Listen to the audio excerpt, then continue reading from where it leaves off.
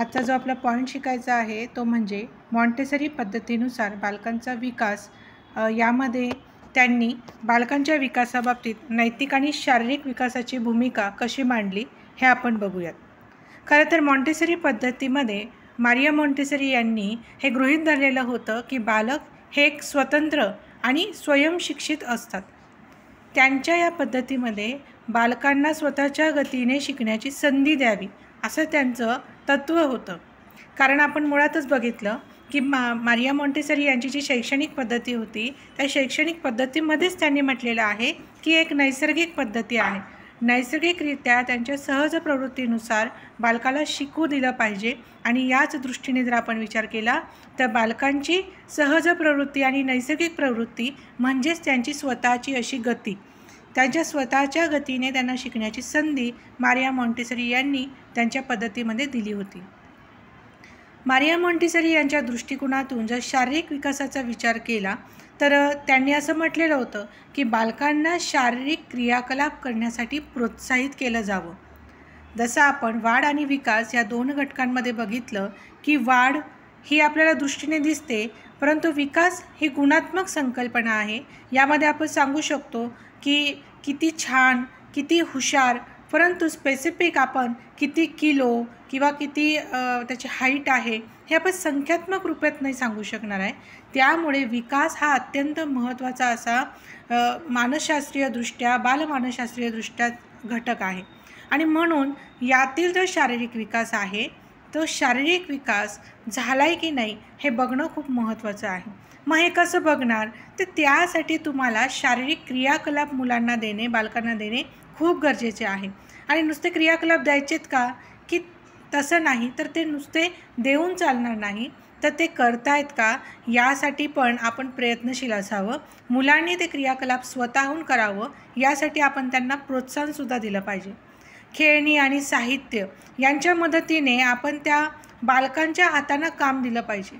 ते काम करायला शिकलेत म्हणजेच त्यांच्या हातांमध्ये, त्यांच्या संपूर्ण अवयवांमध्ये शारीरिक विकासाच्या दृष्टीने चपळता येईल आणि त्या सगळ्या अवयवांचा तो वापर योग्य पद्धतीने करू शकतो। यालाच आपण काय म्हटलेलं होतं की ही समन्वय जर आपल्याला, हे कोलॅबोरेशन जर आपल्याला साधायचं असेल, हा समन्वय साधायचा असेल आणि त्यांची शारीरिक क्षमता विकसित करायची असेल तर याच्यामध्ये डिवायडेड बाय 2 इन 2 स्किलमध्ये आपण हे केलेलं होतं। म्हणजे त्याच्यामध्ये fine motor skill and gross motor skill. तर ग्रॉस मोटर स्किलमध्ये आपण बघितलं होतं की जे मोठे स्नायू आहे त्यांचा विकास यामध्ये विचार केलेला होता आणि जे फाईन मोटर स्किल आहे त्यामध्ये सूक्ष्म स्नायूंचा विचार केला होता। मग ग्रॉस मोटर स्किलमध्ये आपण कोणते क्रियाकलाप देऊ शकतो? धावण्याची शर्यत, उड्या मारणे, पळण्याची शर्यत, अशा पद्धतीचे खेळ ज्याच्यामध्ये मोठ्या स्नायूंच्या विकासाचा आपण अभ्यास करू शकतो असे क्रियाकलाप आपण देऊ शकतो। आणि जेव्हा आपण फाईन मोटर स्किलचा विचार करतो तेव्हा त्यांच्या बोटांचे स्नायू, त्यांच्या डोळ्यांचे स्नायू, त्यांचे कान किंवा त्यांचे इतर अवयव जे सूक्ष्म स्वरूपात आपल्याला त्याचा ढोबळमानाने लगेच आपल्याला ते दिसू नाही शकत हे विकसित होत आहे की नाही, परंतु त्याचा समन्वय खूप गरजेचा आहे। अशा सूक्ष्म स्नायूंचा विकास होतो आहे की नाही यासाठी काही क्रियाकलाप दिले पाहिजेत। म्हणजे याचं जर उदाहरण द्यायचं म्हटलं तर बघा, मुलांना माळ ओवायला लावणे किंवा पूर्वी आपल्याला मातीच्या चिखलाचे गोल गोळे तयार करायला लावायचे। कारण का की जेव्हा ते गोल गोळे एक 3 वर्षाचं बालक मातीचा गोळा हातात घेतो आहे तर तो लगेच गोल गोळा बनवू शकणार नाही आहे, तर तो त्या अगोदर त्याचे हात भरतील, कदाचित त्याला ते कम्फर्टेबल नसणार आहे, नंतर तो वेडेवाकडे काहीतरी गोल, त्याचा परफेक्ट गोल नाही येणार आहे, तो वेडावाकडा येऊ शकतो आणि त्यानंतर हळूहळू तो गोलाकडे वळणार आहे कारण त्याच्या सूक्ष्म स्नायूंचा तिथे विकास होतो आहे। त्यानंतर जर आपण बघितलं की तो माळ ओवतो आहे तर एखादी माळ ओवण्यासाठी त्या सुईमध्ये आता साहजिकच वयोगट जर आपल्याकडे 3 वर्षाचा आहे त्यांच्यासाठी एक प्लास्टिकच्या सुया येतात ज्या जाड असतात आणि प्लास्टिकचे मणी येतात। हे जर आपण ओवायला लावलेत तर ते त्या सुईमध्ये बरोबर तो मणी टाकतायत का? त्यानंतर त्यांना हे सगळं जमण्यासाठी त्यांचं नेत्र समन्वय असणं खूप गरजेचं आहे। जर का त्यांना त्या सुईमध्ये तो मणी होता येत नाही आहे, याचा अर्थ त्यांच्या नेत्र समन्वयामध्ये काहीतरी अडचणी आहे. त्यावेळेस आपल्या लक्षात यायला पाहिजे की सूक्ष्म स्नायूंच्या विकासावर आपलं लक्ष केंद्रित करायला हवं. आणि ह्या सगळ्या छोट्या छोट्या गोष्टींचा विचार मॉन्टेसरी मॅडमने त्यांच्या पद्धतीमध्ये केलेला आपल्याला दिसून येतो. मग आता शारीरिक आणि त्यानंतर त्यांनी दुसरा घटक जो विकासाच्या दृष्टीने विचारात घेतला आहे तो म्हणजे नैतिक विकास.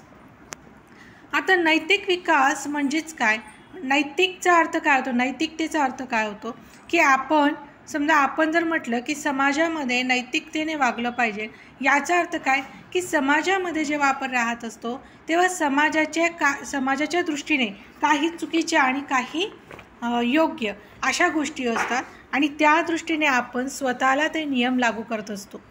तर याच दृष्टीने जर विचार केला तर बालकांचा नैतिक विकास देखील मारिया मॉन्टेसरी यांनी विचारात घेतलेला आहे. मग मारिया मॉन्टेसरी यांनी काय केलं की त्यांच्या मते प्रत्येक बालकाचं व्यक्तिमत्व हे स्वयंभू असतं, त्याचं व्यक्तिमत्व हे निरनिराळं असतं. त्यांनी व्यक्तिमत्वावर अधिक भर दिलेला दिसून येतो. आणि जर का प्रत्येकाचं व्यक्तिमत्व, प्रत्येकाच्या भावना, स्वभाव जर वेगवेगळा आहे तर नक्कीच त्याचे निर्णय क्षमतासुद्धा वेगवेगळी असते. त्यामुळे त्याला स्वतंत्रपणे निर्णय घेण्याची आणि त्याचे जे कृती आहे त्या कृतींची जबाबदारी घेण्याची संधी आपण दिली पाहिजे. म्हणजेच काय की समजा त्यांच्यासमोर एखादी समस्या आपण मांडली पाहिजे जी त्यांच्या नक्कीच वयानुरूप असावी. म्हणजे जर का 3 वर्षाचं बालक आहे आणि मी जर त्याला विचारलं की जागतिक स्तरावरचा प्रश्न विचारला, ही समस्या आहे, मग तुमचं काय मत आहे, तर ते नक्कीच सांगू शकणार नाही. समस्या ही त्यांच्या वयानुरूप असावी आणि ती समस्या ते कसे सोडवत आहेत याचं आपण फक्त निरीक्षण करायचं, आवश्यक तिथे मार्गदर्शन करायचं. कारण आपण कालच बघितलं की मॉन्टेसरी पद्धतीमध्ये शिक्षकाची भूमिका ही मार्गदर्शक अशा दृष्टीने बघण्यात आलेली आहे.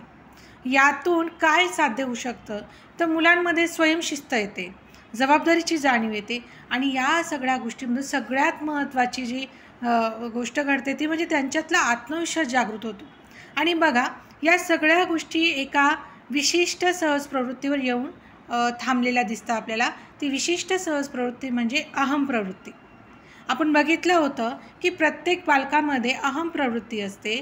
प्रत्येक बालकाला असं वाटतं की ही माझी वस्तू आहे, ती माझी आई आहे, हे माझं घर आहे, ते माझी खेळणी आहे. ही त्याची अहम प्रवृत्ती असते. ती फक्त माझीपर्यंत मर्यादित नसते, माझी आणि फक्त माझी याच्यावर असते. आणि म्हणून त्याला सगळंच करायचं असतं. त्याला आईसोबत धुणं धुवायचं असतं, पोळ्या लाटायच्या असतात, फिरायला जाताना बाबांसोबत गाडी चालवायची असते, त्याला सगळं करायचं असतं.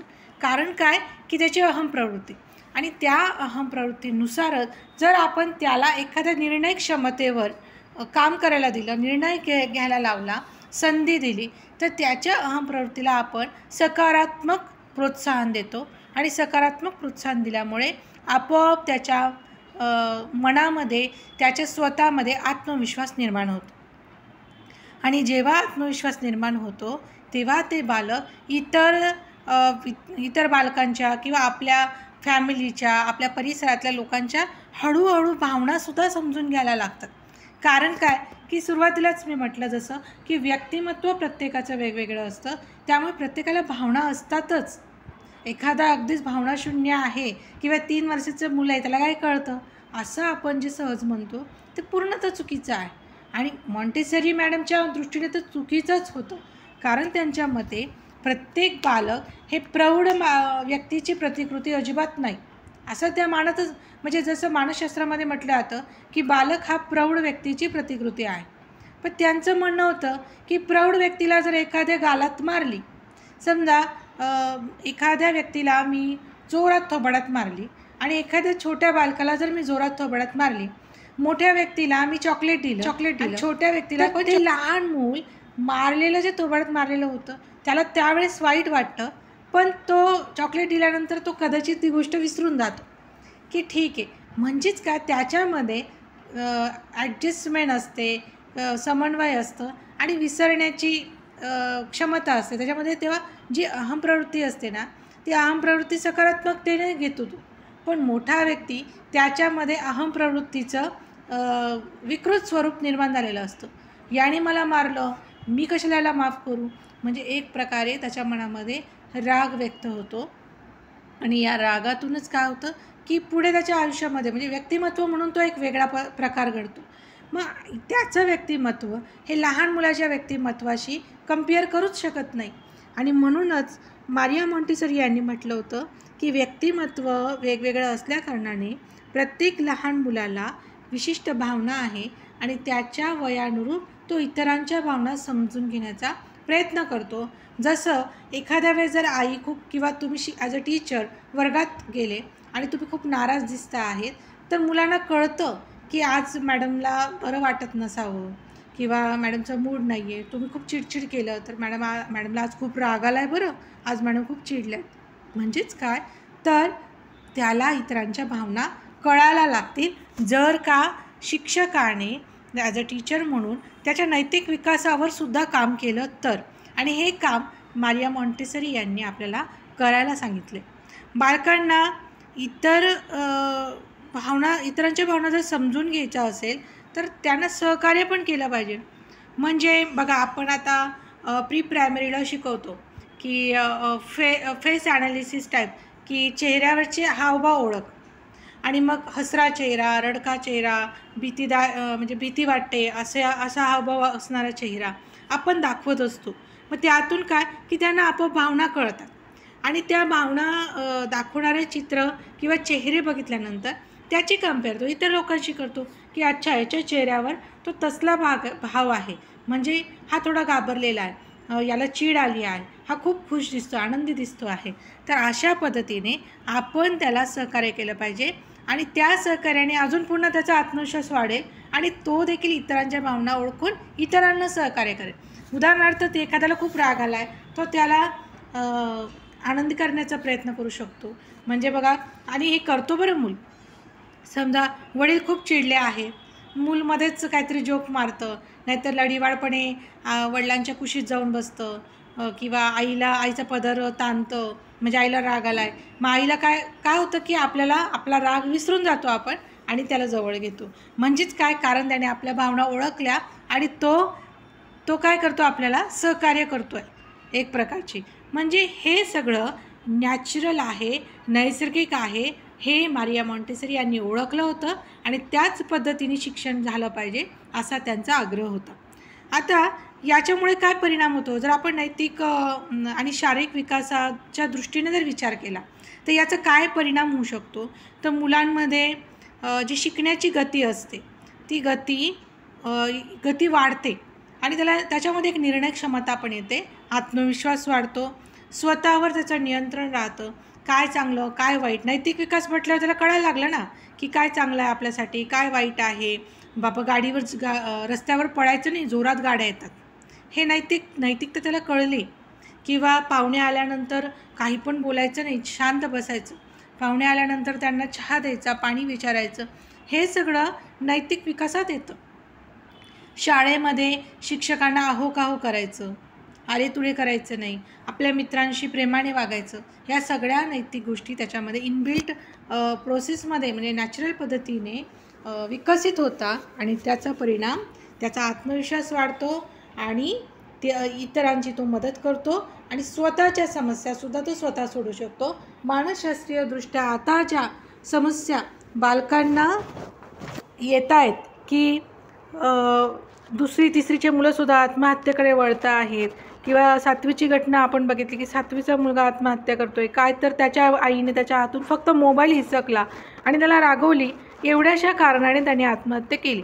आता ही समस्या याच्या मागे कदाचित त्याचा वेगळा इतिहास असेल, तर तो जाणून न घेता म्हणजे हे का घडलं, कारण त्याला विचार करण्याची प्रक्रिया त्याची विकसित झाली नाही, म्हणून आपण असं केल्याने काय होऊ शकतं हा विचारच त्याच्या मनात आला नाही आणि म्हणून त्याने असं पाऊल उचललं. कारण मानसशास्त्रीयदृष्ट्या जर आपण त्याचं शारीरिक नैतिक विकासावर काम केलं नाही तर नक्कीच तो चांगल्या वाईट गोष्टींचा विचार करणार नाही. म्हणून आपल्याला बालकाच्या समस्या तो स्वतः सोडवू शकेल इतकी क्षमता त्याच्यामध्ये निर्माण करायची आहे.